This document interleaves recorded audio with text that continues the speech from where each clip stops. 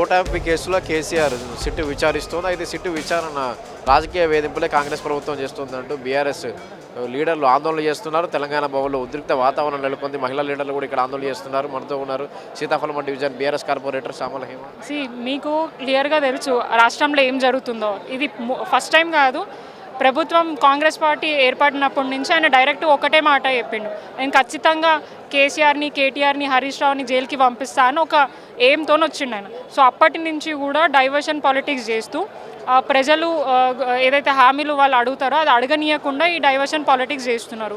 And క్లియర్గా గతంలో కేసీఆర్ గారు చెప్పడం జరిగింది, ఫోన్ ట్యాపింగ్కి ప్రభుత్వానికి మనకి ఎటువంటి సంబంధం ఉండదు, అది ఒక సపరేట్ ఏజెన్సీ ఉంటుంది, అది కూడా తెలంగాణ భద్రత గురించి, రాష్ట్ర భద్రతల గురించి వాళ్ళు పనిచేస్తాయి. సో దాన్ని కూడా ఇప్పుడు రోడ్డు మీదకి తీసుకొని వచ్చి అవన్నింటినీ కూడా కొంతమంది దొంగలకి ఎక్స్పోజ్ అయ్యే విధంగా రేవంత్ రెడ్డి తీసుకురావడం జరిగింది. ఇప్పుడు సీక్రెట్గా వాళ్ళు చేయాల్సిన చర్యలన్నీ కూడా ఇప్పుడు వాళ్ళకి ఏమంటారు, అరే మా ఫోన్లు వింటున్నారా అది ఇదన్నీ ఆ దొంగతనాలు చేసేటోళ్ళు కూడా ఇప్పుడు జర అలర్ట్ అయిపోతారు. ఆ పరిస్థితికి రేవంత్ రెడ్డి తీసుకొచ్చిండ్రు. అండ్ క్లియర్గా ఇది కనిపిస్తుంది, ఇది మున్సిపల్ ఎలక్షన్స్ని డైవర్ట్ చేయడానికి రేవంత్ రెడ్డి గారు తీసుకున్న స్టంట్లు. కేవలం ఎన్నికల టైంలో లేదంటే బీఆర్ఎస్ పార్టీ, కాంగ్రెస్ పార్టీ చేస్తున్న స్కామ్లని, స్కీమ్ల గురించి మాట్లాడితే నోటీసుల పేరుతోని 2 years నుంచి టైంపాస్ చేస్తారు. ఇప్పుడు మీరు లాస్ట్ టైం కూడా చూసుకొని కేసీఆర్కి కాళేశ్వరం గురించి పిలవడం జరిగింది.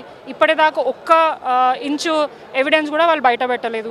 ఈ ఫార్ములా రేస్లో 50 లక్షల కోట్లు కేటీఆర్ గారు తిన్నారు అని చెప్పేసి దాని గురించి చెప్పారు. ఇప్పటిదాకా దాని గురించి ఎటువంటి లేదు. ఇప్పుడు ఫోన్ ట్యాపింగ్ అని వరుసగా మా నాయకులను ఒక్కొక్కరిని తీసుకోవద్దు. అది నాయకులను పక్కకు పెట్టు, ఆల్రెడీ నువ్వు అధికారులు ఎవరైతే మెయిన్ పర్సన్స్ అధికారులు ఉన్నారో వాళ్ళను ఆల్రెడీ ఇన్వెస్టిగేషన్ చేసినావు, వాళ్ళ ద్వారా నువ్వు కొన్ని కలెక్ట్ చేసినావు అని అన్నావు. మరి అదే బేస్ చేసుకొని నువ్వు ఏమంటారు కోర్టుకి ప్రొడ్యూస్ చేసి అరెస్ట్ చేయొచ్చు కదా, ఎందుకు టైంపాస్ రాజకీయాలు చేస్తున్నావు అంటే వారికి తెలుసు ఖచ్చితంగా దీంట్లో ఎటువంటి ఆధారాలు లేవు, ఇట్లనే కేసీఆర్ గారిని డిస్టర్బ్ చేయాలా, ఆయన బయటికి పోవద్దు, బీఆర్ఎస్ పార్టీ నాయకులు ప్రజలలో తిరగద్దు, స్కీమ్స్ గురించి అడగద్దు అని చెప్పేసి ఉద్దేశంతో నిరంతరం కేసీఆర్ గారిని ఇబ్బంది పెట్టే ప్రయత్నం చేస్తున్నాడు.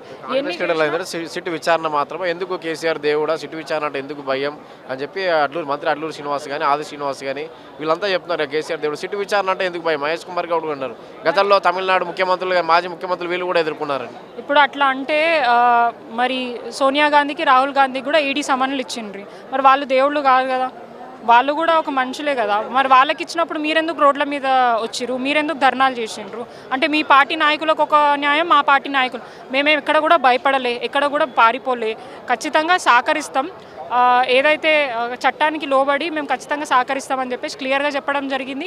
ఎప్పుడు కూడా వెనుకకు పోలేదు. అట్లా అది అట్లా చూసుకుంటే రీసెంట్గా ఒక మంత్రి కొడుకు మీదనే ఈడీ అయింది. మరి వాళ్ళు పారిపోయినరు కదా, వాళ్ళు మేనేజ్ చేసుకున్నారు కదా బీజేపీ వాళ్ళతో కలిసి, మరి దాని గురించి ఎందుకు డిస్కషన్ అవ్వట్లేదు.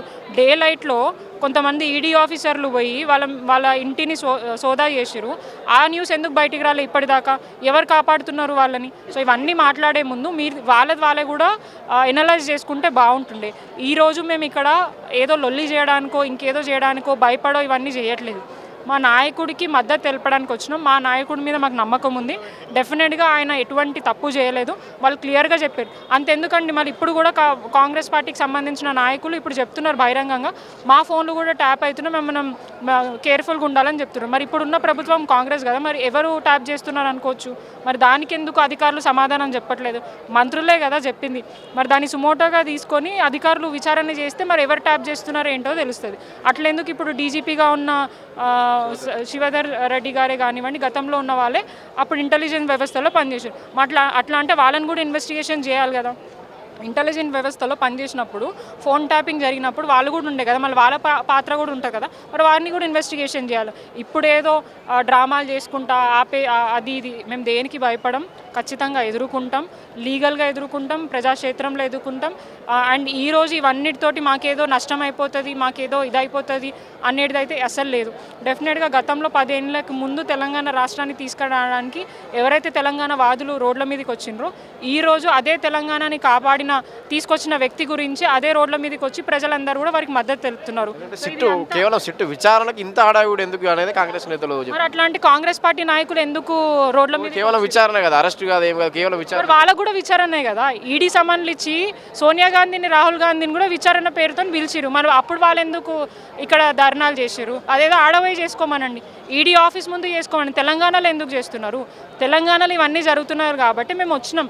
మరి అట్లాంటి గతంలో కూడా చాలా సందర్భాలలో కాంగ్రెస్ పార్టీకి సంబంధించిన వాళ్ళు రోడ్ల మీదకి వచ్చి ధర్నాలు చేసిన పరిస్థితి ఉంది. మరి మేము చేయంగానే ఇప్పుడు అంతెందుకు రేవంత్ రెడ్డి అన్నాడు కదా, మా స్వేచ్ఛ, తెలంగాణ ప్రజలకి స్వేచ్ఛ ఉంది, ఖచ్చితంగా బయటికి వచ్చి వాళ్ళు ధర్నాలు చేయొచ్చు, మేమే స్వయంగా ధర్నా చౌకులు ఎత్తేసినాం, అక్కడ కూర్చోవచ్చు అని అన్నారు. మరి ఇంతమంది పోలీసులు ఎందుకున్నారు? ఏం అవసరం? పోలీసు వాళ్ళకి ఇక్కడ ఉండాల్సిన అవసరం ఏముంది? అంత బాధనే ఉంటే, అంత నొప్పి ఉంటే పోయి గాంధీ భవన్ దగ్గర, మేము గాంధీ భవన్ దగ్గర ధర్నా చేస్తాం. మా భవన్కి మేము వచ్చినాం, మా నాయకులను కలవడానికి వచ్చినాం. అంత భయం, అంతమంది పోలీసులను పెట్టుకొని మా చుట్టూ కాపలా కాయాల్సిన అవసరం ఏముంది?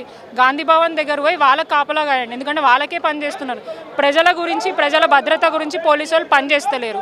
అందుకనే క్రైమ్ రేట్లు పెరిగిపోతున్నాయి, డే లైట్లో మర్డర్లు జరుగుతున్నాయి, మహిళల మీద దాడులు జరుగుతున్నాయి. ఇవన్నీ కూడా ప్రజలు గమనించిండ్రు. 10 ఏళ్ల పాటు కేసీఆర్ గారి నాయకత్వంలో సుభిక్షంగా ఉన్న తెలంగాణ 2 ఏళ్ల పాటు అస్తవ్యస్తంగా తయారు చేసిన రేవంత్ రెడ్డికి రేపటి రోజున బుద్ధి చెప్తారు. CM CM CM CM CM CM CM CM CM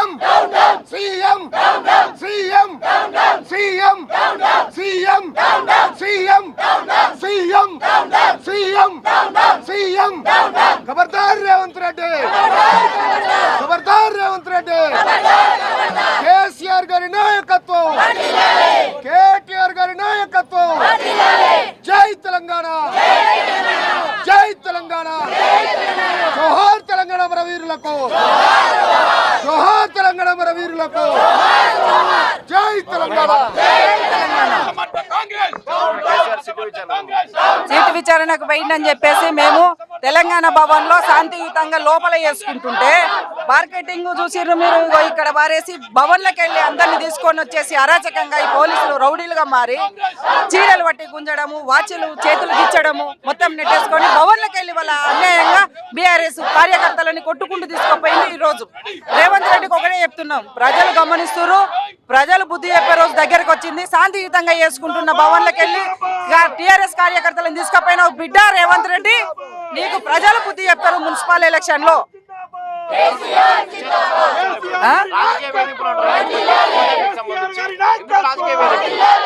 వాళ్ళ తప్పులని ఎప్పుడైతే ఎత్తి చూపిస్తున్నారో అప్పుడు డైవర్ట్ చేయడానికి మాత్రమే చీట్ నోటీస్ పంపుతారు.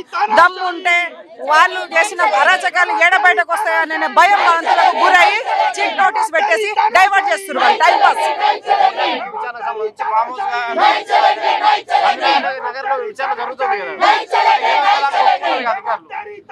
వాళ్ళు ఏది తప్పు లేదు కేసీఆర్ గారిది అనేది తెలుసు, కానీ మున్సిపల్ ఎలక్షన్ లో ఓడిపోతామన్న భయంతో డైవర్ట్ చేయడానికి ఈ రౌడీ కథలు చేస్తున్నారు.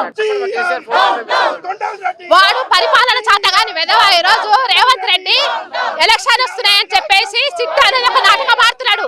ఈరోజు దావుద్లో ఉండి పోలీసు వ్యవస్థను అడ్డం పెట్టుకొని, హోంశాఖను అడ్డం పెట్టుకొని తెలంగాణ వీరుడు, తెలంగాణ తెచ్చిన ప్రజాతను కావాలని ఆత్మగౌరవం మీద దెబ్బ కొడుతున్నాడు. ఈరోజు తెలంగాణ ఆత్మగౌరవం మీద రేవంత్ రెడ్డికి పరిపాలన చేతగాక ఈరోజు కక్ష సాధింపులు చేస్తున్నాడు.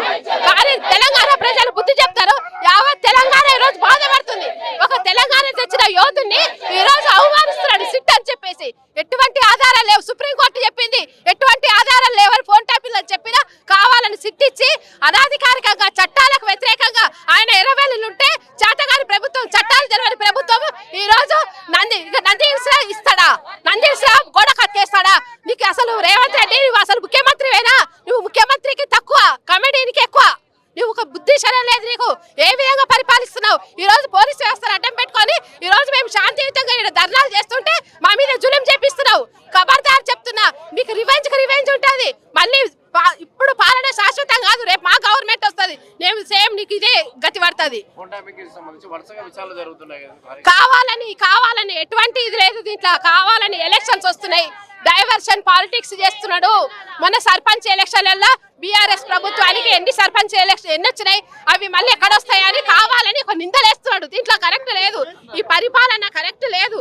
ఎందుకంటే ఇది నిందలేస్తున్నాడు కావాలని. రేవంత్ రెడ్డికి చాతగాని దద్దమ్మ 6 గ్యారెంటీలు 420 హామీలు ఇచ్చిండు. ఏమిచ్చిండు 420 అసలు ఆయన, ఎందుకంటే చేత కాదు కదా. హోంశాఖ ఎందుకు ఇస్తలేవు నువ్వు?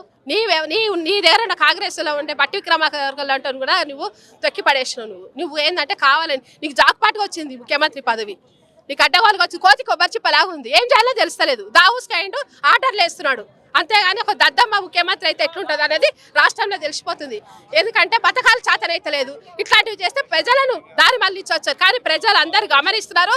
తెలంగాణ ప్రజలు తెలివైన వాళ్ళు తెలివిగా ఓటేస్తారు, తప్పకుండా మళ్ళీ బుద్ధి చెప్తారు రేవంత్ రెడ్డికి. ఎందుకు జరుగుతుందో తెలంగాణ ప్రజలందరికీ తెలుసు. ఒక తెలంగాణ ఉద్యమానికి సంబంధం లేనోడు, తెలంగాణ అంటేనే ఇష్టం లేనోడు పరిపాలిస్తున్న రాష్ట్రంలో జరుగుతున్న అరాచకాలు ఇవి. ఓన్లీ రాజకీయ కక్ష కోసమే కేసీఆర్ గారి మీద బురద జల్లే ప్రయత్నమే ఇదంతా.